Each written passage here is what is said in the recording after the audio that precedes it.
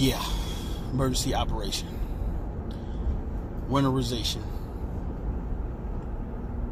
Cold, cold, cold. We got 3.5 inches of snow last night. I mean, who'd have thought? Who'd have thunk it? 3.5 inches of snow, first day of spring, Southwest Ohio. Pretty much.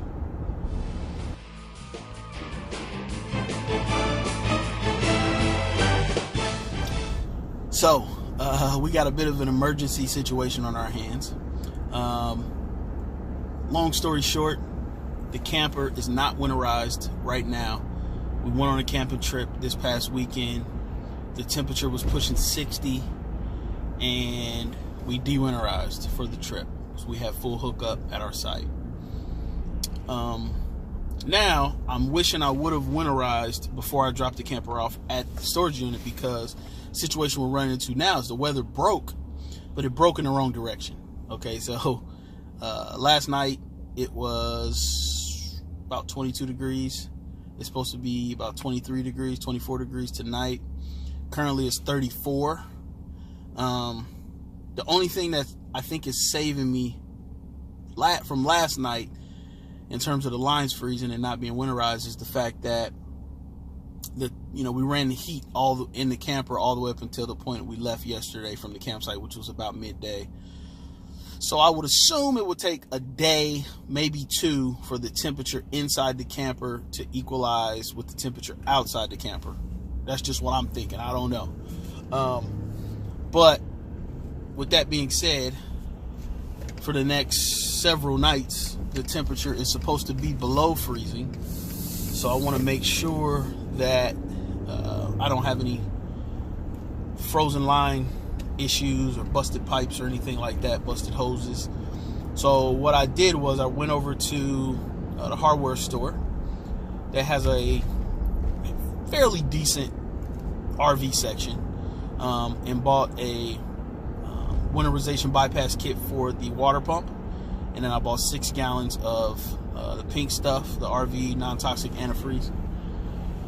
So I'm going to go ahead and hook up the bypass kit, and then I'm going to pump several gallons of antifreeze through the system until I see pink coming out of all my lines per the YouTube videos that I've watched. And then we're going to pray that this winterization process is legit. I did put antifreeze in the toilet for the black tank before we left, and I did put antifreeze down the sink for the gray tank. So the gray tank and the black tank both have antifreeze in them, and they should be empty,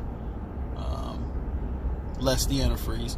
And then the freshwater tank was emptied before we left, so the freshwater tank should still be empty. And then I emptied the low point drains yesterday as well, and I also emptied the hot water heater.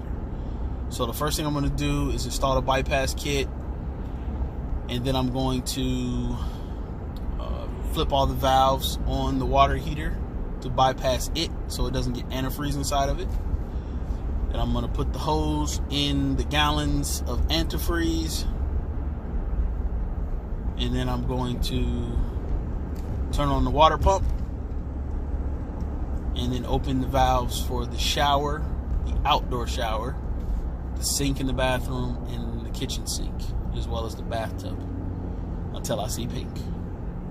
That's what the YouTube videos say, so we're going to give it a shot.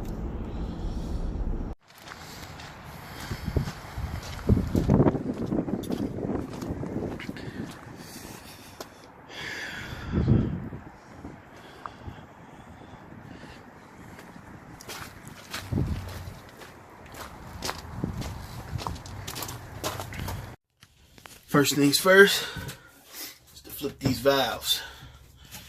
I got my headlight on, so let's see what happens. We want to turn this one that way, that way, that way. Okay. And then our pump is right there. So we need to take the suction side off. So I got to figure out which side that is. And then hook up this kit. Stay tuned. So I got this Camco pump converter winterization kit, like I said, from the local hardware store. This is going to be going here. You see I got the suction side disconnected, or the intake side disconnected. I'm going to go ahead and install this kit, and then we'll go ahead and pump the antifreeze in. So I got this Camco pump converter winterization kit, like I said, from the local hardware store. This is going to be going here. You see I got the suction side disconnected, or the intake side disconnected. I'm going to go ahead and install this kit, and then we'll go ahead and pump the antifreeze in. So I have my valve here, and the water will flow this way. So this end goes on the water tank supply line. The top is where the hose goes for your antifreeze. And then this goes on the water pump side. That's like a gender changer, really. So we're going to go ahead and install that now. We got the kit installed. As you can see, it's really tight in here. You got to do a little Spider-Man to get everything on, but it's real tight. But there's the hose. So you can see the gallon of antifreeze here with the hose in it on the bypass valve. I just flipped the pump to the on position. At that point, the pump will suck antifreeze out of the jug via this pipe, and you kind of want to just look before you turn on the faucets to make sure there's no leaks from your newly connected kit there. Then we're going to come over here to the kitchen sink. We're going to run cold until we see pink. I can also hear the pump kicking. I see the level of the antifreeze going down.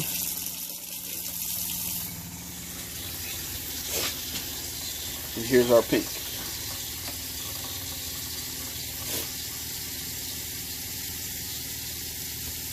Okay, we'll do the same thing on the hot side. Now, we also got to keep in mind that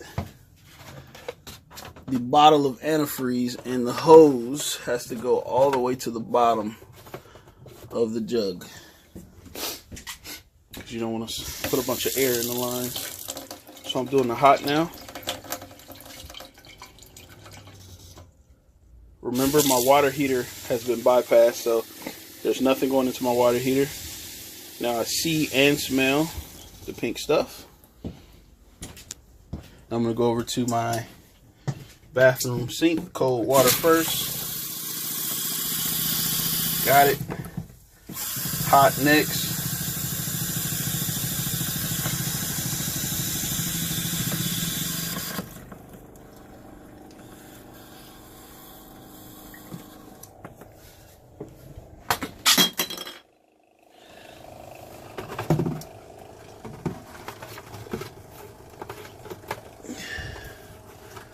Looks like our hose is struggling here.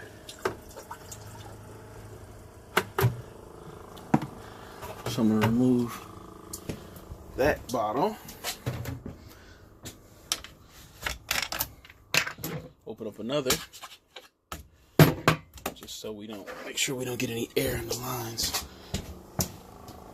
Okay, set that in there. Put our hose back in.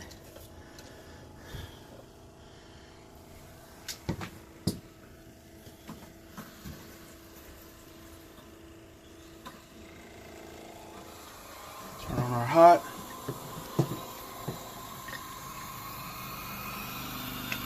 And we'll get a pink, strong flow. Okay. Cold water tub. Pink stuff. Cold water. I'm sorry. Hot then cold. Let's turn on the cold. And let's pull the valve on our shower. Make sure it's not pointing at you.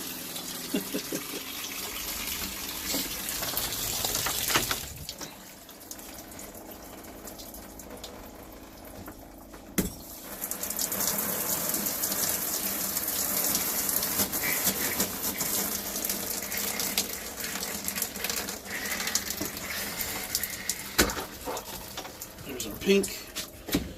Then I'll do the outdoor shower and we'll be all set. And last but not least, the toilet. The toilet's already got antifreeze in it. Let's drop that down into the black tank and then let's...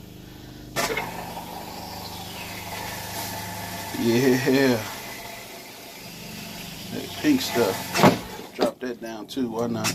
And then let's just leave a little bit of antifreeze on top. There we go. We're all set. We're all set. Let's turn our pump off. And let's get our kit unhooked.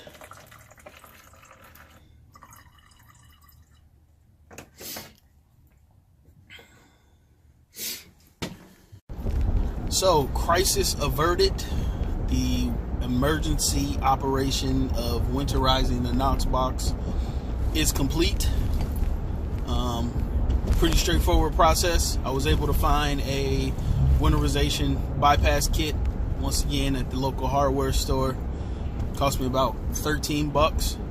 Wound up using about 2.5, almost 3 gallons of RV antifreeze. Got antifreeze running through all of the faucets, including the outdoor shower as well as the toilet. So that process is complete. Have a couple gallons of antifreeze left over that I just went ahead and just stored in the RV. I might put one in the garage and put a couple in the RV just in case we do some more winter camping over the next couple weeks, because let's face it, it's not really spring yet, regardless of what the calendar says. And we need to winterize on the fly again. But up until that point, nothing's going to stop us from camping that has to do with this cold weather. That's what we got heat for. So once again, crisis averted. Hope you enjoyed this video.